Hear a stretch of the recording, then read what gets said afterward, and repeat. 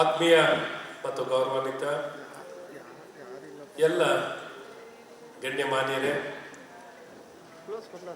ಈ ದಿನ ಈ ಒಂದು ಸುಂದರ ಸಂಜೆಯಲ್ಲಿ ನಮ್ಮ ನಾಡಿನ ಜನಪ್ರಿಯ ವಾಹಿನಿ ಗ್ಯಾರಂಟಿ ನ್ಯೂಸ್ ಚಾನೆಲಿನ ಏನೊಂದು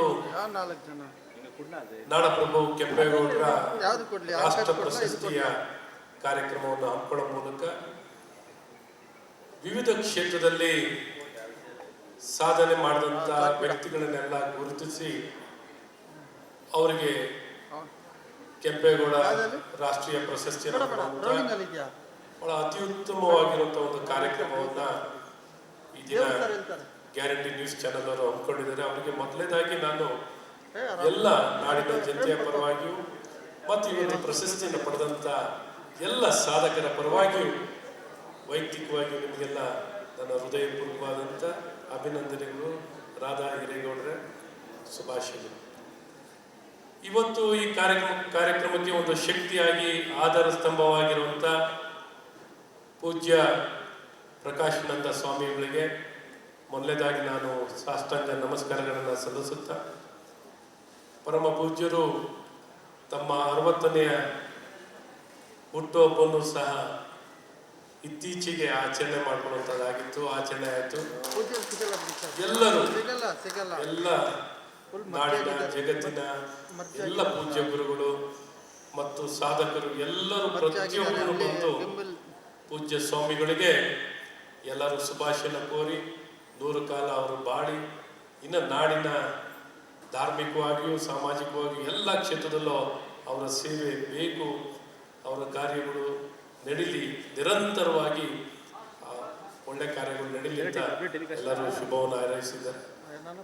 ಆದ್ಮೇಲೆ ಇವತ್ತೆಲ್ಲ ನಾನು ನೋಡ್ತಿದ್ದೆ,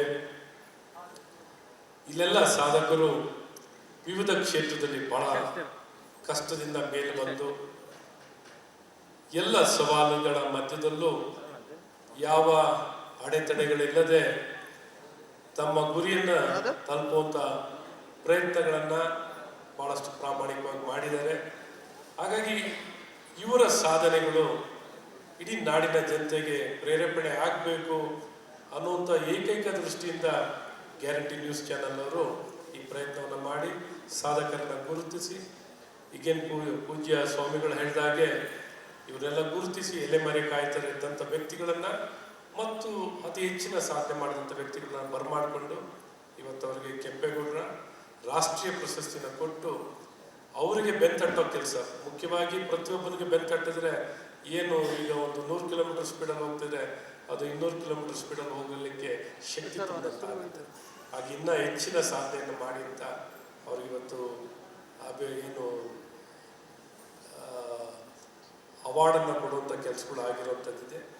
ಹಾಗೆ ನಾಡಪ್ರಭು ಕೆಂಪೇಗೌಡರು ಅಂದರೆ ನಮಗೆಲ್ಲರಿಗೂ ಪ್ರೇರೇಪಣೆ ಸಿಗುತ್ತದೆ. ಕೆಂಪೇಗೌಡರು ಯಾವ ರೀತಿ ಪರಿಪೂರ್ಣವಾಗಿರುವಂಥ ಆಡುಮುಟ್ಟದ ಸಬ್ಬಿಲ್ಲದ ರೀತಿಯಲ್ಲಿ ಎಲ್ಲ ಕ್ಷೇತ್ರದಲ್ಲೂ ಅತಿ ಉತ್ತಮವಾಗಿ ವಿಜಯನಗರ ಸಾಮ್ರಾಜ್ಯದ ಪ್ರೇರೇಪಣೆಯನ್ನು ಪಡೆದು ಅದಕ್ಕೆ ಸರಿ ಸಮಾನವಾಗಿ ನಮ್ಮ ಬಯಲು ಸೀಮೆಯಲ್ಲಿ ಈ ಭಾಗದ ಜನರಿಗೆ ತಮ್ಮ ಬದುಕು ಉತ್ತಮಗೊಳಿಸಲಿಕ್ಕೆ ಬೇಕಾಗಿರುವಂಥ ಎಲ್ಲ ಮಾರುಕಟ್ಟೆಗಳನ್ನು ಮತ್ತು ಪರಿಸರ ವಿಕೋಪ ಒಂಥರ ನಮ್ಮ ಬಯಲುಸೀಮೆಯಲ್ಲಿ ಬರೀ ಮಳೆ ನೀರು ಆಧಾರಿತವಾದಂಥ ಪ್ರದೇಶ.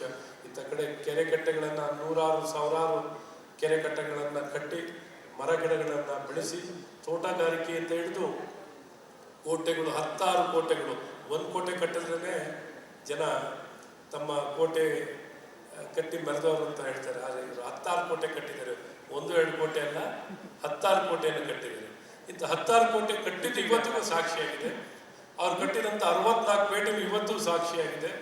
ಸೊ ಈ ರೀತಿ ಅವ್ರನ್ನ ಪ್ರಾರಂಭ ಮಾಡಿದಂಥ ಕರಗ ಆಗಲಿ, ಹಲವಾರು ಸಾಂಸ್ಕೃತಿಕ, ಧಾರ್ಮಿಕ, ಆಡಳಿತ ಇವೆಲ್ಲರ ಲಾಭ ಅನುಕೂಲತೆ ಇವತ್ತು ನಮ್ಮ ನಾಡಿಗೆ, ಕರ್ನಾಟಕಕ್ಕೆ, ಇಡೀ ಭಾರತಕ್ಕೆ, ಇಡೀ ನಗರಕ್ಕೆ, ಬೆಂಗಳೂರು ನಗರಕ್ಕೆ ಸಿಕ್ಕಿ ಇವತ್ತು ಸಹ ಇಡೀ ದೇಶದಲ್ಲಿ ನಂಬರ್ 1 ನಗರ ಅಂದರೆ ರಾಧಾ ಹಿರೇಗೌಡ್ರೆ ಅದು ನಮ್ಮ ಬೆಂಗಳೂರು. ಎಲ್ಲರಿಗೂ ಆಶ್ಚರ್ಯ ಆಗುತ್ತೆ, ಈ ಬೆಂಗಳೂರಿನ ಶಕ್ತಿ ಏನಪ್ಪ, ಹೇಗೆ ಬೆಂಗಳೂರು ಇಷ್ಟು ಮುಂಚೂಣಿಯಲ್ಲಿ ಹೋಗ್ತದೆ? ನಾವೆಲ್ಲ ದಕ್ಷಿಣ ಭಾರತ ಅಂದಾಗ ಚೆನ್ನೈ ಎಲ್ಲರಿಗಿಂತ ಮುಂಚೂಣಿಯಲ್ಲಿತ್ತು. ಅಂತ ಚೆನ್ನೈಗೂ ಮೀರಿಸಿ, ಮುಂಬೈನ ಮೀರಿಸಿ, ನವದೆಹಲಿಯನ್ನು ಮೀರಿಸಿ, ಕಲ್ಕತ್ತಾ ಅಂತ ನಗರವನ್ನು ಮೀರಿಸಿ ಇವತ್ತು ನಮ್ಮ ಬೆಂಗಳೂರು ಬಹಳ ಮುಂಚೂಣಿಯಲ್ಲಿ ನಡೀತಿರುವಂಥದ್ದು. ಆವಿಷ್ಕಾರ ಎಲ್ಲ ಏನು ಎಮರ್ಜಿಂಗ್ ಏರಿಯಾಸ್ ಅಂತ ನಾವೇನು ಹೇಳ್ತೀವಿ, ಬಹಳ ಪ್ರಸ್ತುತವಾಗಿರುವಂಥ ಕ್ಷೇತ್ರ, ಆವಿಷ್ಕಾರದ ಒಂದು ಕ್ಷೇತ್ರ, ಇವೆಲ್ಲವೂ ಮೀರಿ ಇವತ್ತು ಬೆಳೀತಿರುವಂಥದ್ದು ನಮ್ಮೆಲ್ಲರಿಗೂ ಹೆಮ್ಮೆ ತಂದಿರುವಂಥದ್ದು. ಅಂಥದಕ್ಕೆ ಕಾರಣಕರ್ತರಾದಂಥವರು ನಾಡಪ್ರಭು ಕೆಂಪೇಗೌಡರು. ಅಂತ ಮಹಾನ್ ವ್ಯಕ್ತಿಯ ಕೊಡುಗೆನ ಸ್ಮರಿಸಿಕೊಂಡು ಇನ್ಯಾರು ಹೆಸರುಗಳಲ್ಲಿ ಮಾಡಿದ್ದಾರೆ. ಆದರೆ ಇವತ್ತು ಕೆಂಪೇಗೌಡರ ಹೆಸರು ಇದೆಲ್ಲ ಒಂದು ದೊಡ್ಡ ಶಕ್ತಿ. ಕೆಂಪೇಗೌಡರು ಅಂದ ತಕ್ಷಣವೇ ಸಂಚಲನ ಆಗುತ್ತೆ. ಸೊ ಅಂತ ಅದ್ಭುತ ಶಕ್ತಿ ಇರೋಂಥ ವ್ಯಕ್ತಿ. ಅವರ ಹೆಸರಿಗೆ ನಾವು ಬೇರೆಯವರಿಗೆ ಬೇರೆ ಸ್ಟ್ಯಾಚ್ಯೂ ಹೆಸರು ಇಟ್ಟಿದ್ದಾರೆ. ನಾವು ಇಟ್ಟಿರೋ ಹೆಸರು ಸ್ಟ್ಯಾಚ್ಯೂ ಆಫ್ ಪ್ರಾಸ್ಪರಿಟಿ, ಸಮೃದ್ಧಿಯ ಪ್ರತಿಮೆ ಅಂತ. ಆ ಸಮೃದ್ಧಿಯ ಪ್ರತಿಮೆನೇ ನಾಡಪ್ರಭು ಕೆಂಪೇಗೌಡರು ಅಂತ ನಾವು ನಾಮಕರಣವನ್ನು ಮಾಡಿದ್ವಿ. ಹಾಗಾಗಿ ಒಂದೇ ಹೆಸರಿನಲ್ಲಿ ಕೆಂಪೇಗೌಡರು ಅಂದರೆ ಸಮೃದ್ಧಿ ಅಂದರೆ ಕೆಂಪೇಗೌಡರು ಅಂತ ಸಮೃದ್ಧಿಯನ್ನು ಪಡೆದಂಥ ವ್ಯಕ್ತಿಗಳನ್ನೆಲ್ಲ ತಾವು ಗುರುತಿಸಿ ಇವತ್ತು ಸನ್ಮಾನ ಮಾಡಿದ್ದೀರ. ಈ ರೀತಿ ಸಮೃದ್ಧಿ ನಮ್ಮ ನಾಡು ಕಾಣಲಿ.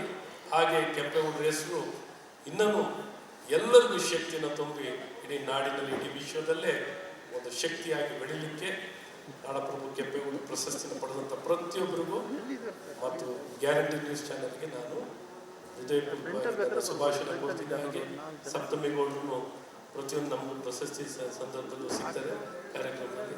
ಅವರ ಉಪಸ್ಥಿತಿಯನ್ನು ಸಹ ನಾನು ಗೌರವಿಸ್ತೀನಿ. ಹಾಗೆ ಶಿವಸ್ವಾಮಿ ಅವರಿದ್ದಾರೆ, ಹಾಗೆ